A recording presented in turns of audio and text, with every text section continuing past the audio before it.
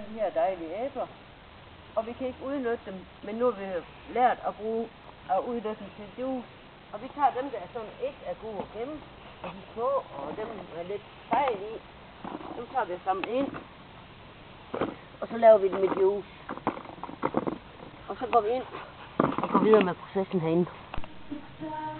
Så har vi skåret dem i kvarte, skyllet dem og skåret dem i kvarte, og nu ser vi jo meget juice, der kommer ud af de her 2 æbler, de 8 kvarte. Nu.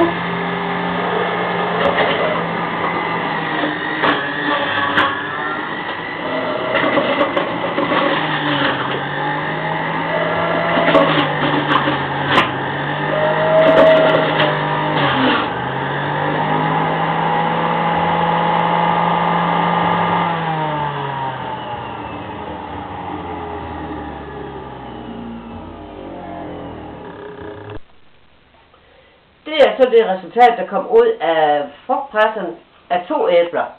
Vi kørte så igennem et filtersystem, som består af en kaffetragt og et kaffefilter, og så giver det den rene vare hernede i flasken. Og resultatet af de 2 æbler, det blev sådan en lille dejligt glas. Skål. Det er som at tage et bid af et æble.